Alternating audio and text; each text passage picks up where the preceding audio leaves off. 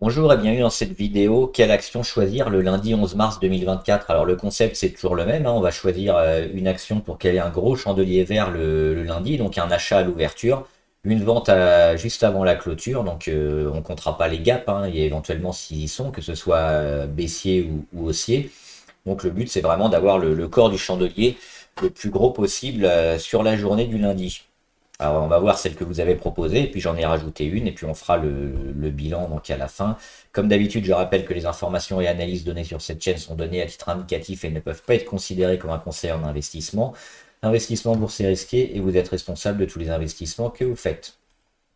Alors, il y a ARM qui a été proposé, mais en short.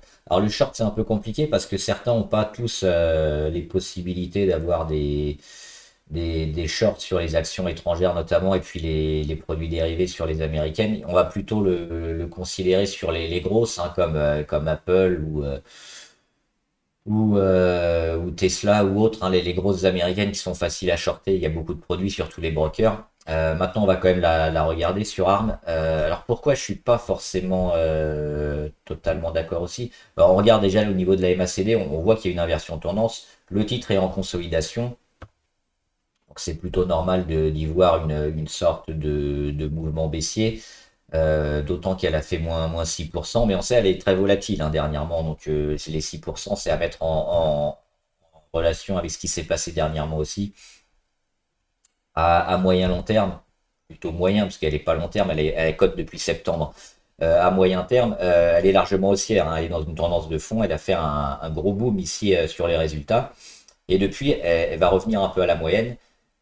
Ce qu'on peut noter aussi, c'est elle est arrivée sur sa moyenne à 20 et généralement, c'est souvent des sortes de zones intéressantes où le cours décide de repartir. Donc moi, je ne serais pas surpris de voir une réaction lundi justement sur cette moyenne à 20 pour voir le titre aux alentours des 137, 142 par là en clôture pour aller à nouveau tester l'oblique, même si elle va peut-être consolider encore.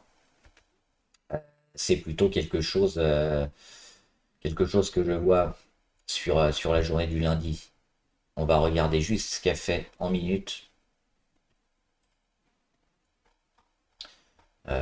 pour voir. Elle est plutôt vendue sur les derniers instants. Mais moi, je suis plutôt partagé sur jouer un short sur ARM.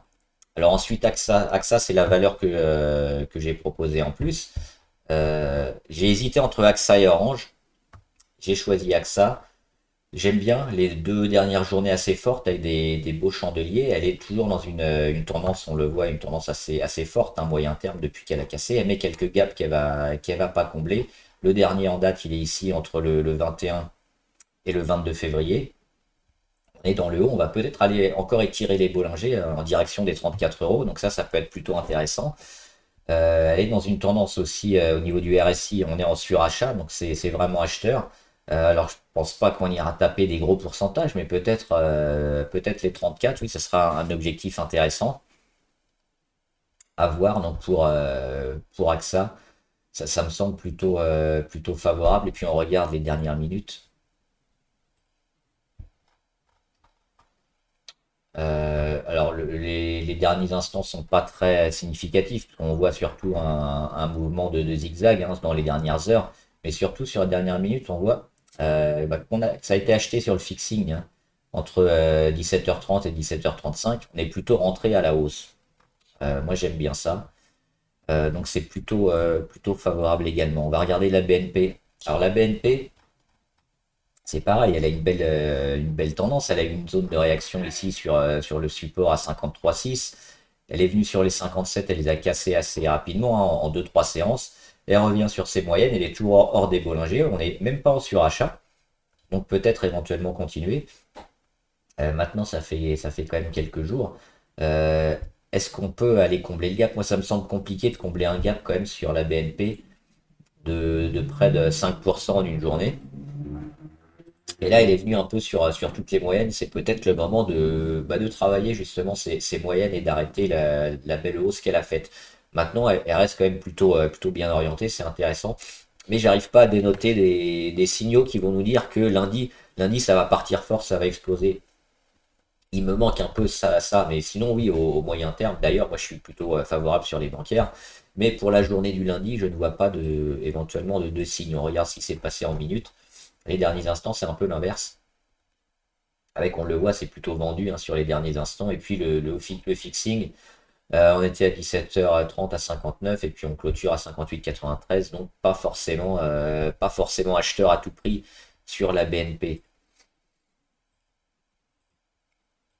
On regarde Selectis. Alors Selectis, c'est une biotech, c'est assez volatile, c'est pas mal.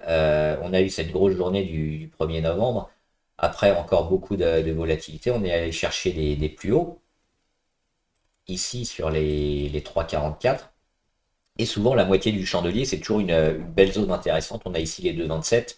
On le voit, ça a servi une fois de rebond, une deuxième fois au mois de janvier et une troisième fois là au mois de février. On met un gros chandelier dernièrement, ça c'est intéressant. Alors après, elle est peut-être en zone de conso, on le voit ici. Depuis les 3,44 à une petite zone de conso. Alors il y a une belle réaction quand même sur les 2,27. C'est plutôt favorable. Donc pourquoi pas, d'autant qu'elle est. Si on va chercher la résistance ici à 2,80, qu'on rouvre sans gap, il y a 15% à aller chercher. Donc là, c'est plutôt intéressant. Le point négatif, on va le voir en minutes, c'est la liquidité. Il y a plusieurs minutes où il se passe rien, où il n'y a pas d'échange, il y a pas de contrepartie. Ça, c'est un petit peu gênant quand même pour rentrer et sortir, notamment, parce qu'on peut être exécuté beaucoup plus haut ou beaucoup plus bas. Donc c'est un petit point négatif, mais sinon, ça reste pourquoi pas quelque chose à tenter hein, au niveau de la MACD. On n'est pas loin de l'inversion de tendance aussi. Donc on pourrait avoir une belle journée comme ça pour aller chercher les 2,8. Donc c'est plutôt intéressant. Clara Nova, moi j'ai noté ça. Cette grosse mèche, on le voit ici sur la journée du 9 février. On va mêcher quasiment sur les 2,12, 2,12,5, 2,13. On remonte, c'est-à-dire que toute cette zone entre les deux obliques vertes là, c'est peut-être une zone sur laquelle on va revenir encore une fois. On le voit, ça a été bien acheté.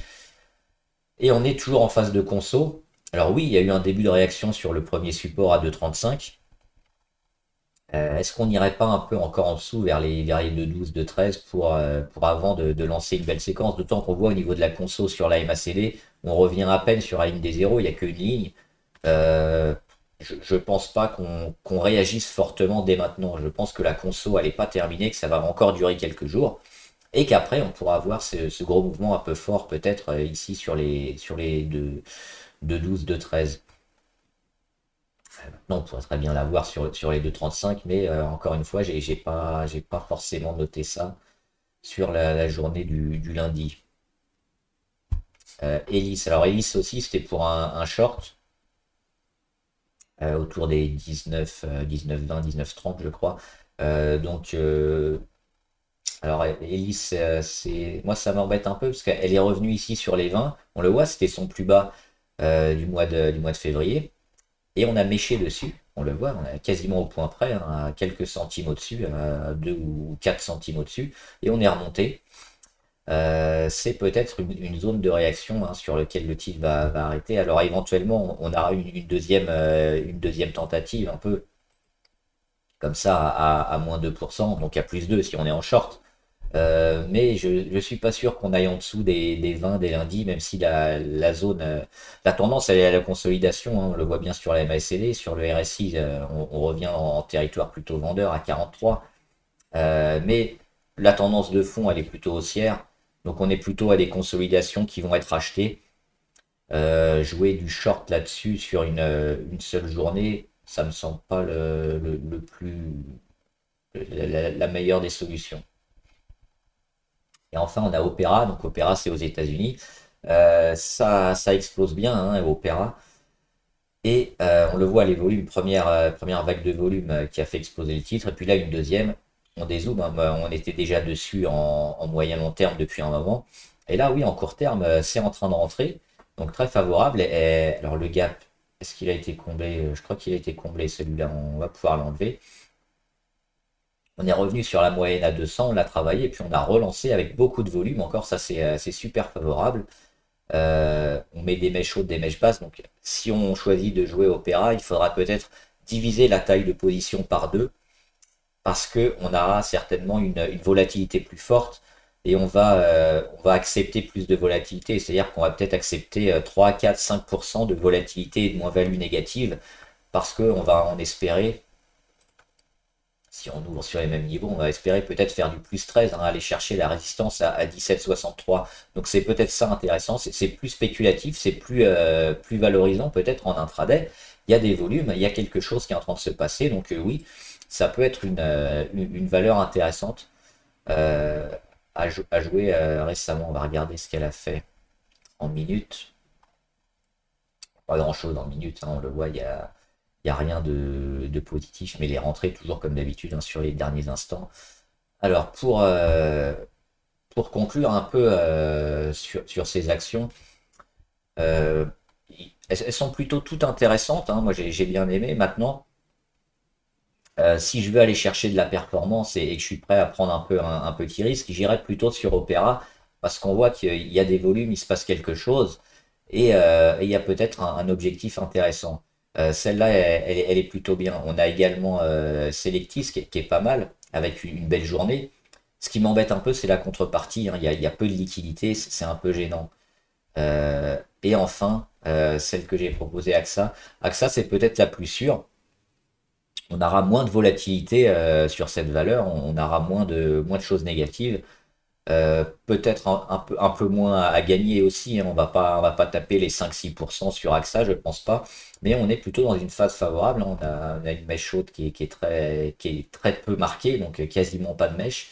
Moi, c'est celle que je jouerais pour jouer la sécurité lundi, toujours en zone acheteuse. Et on surveillera toutes les autres, et puis éventuellement, enfin pas éventuellement, on fera le débrief sur toutes ces actions.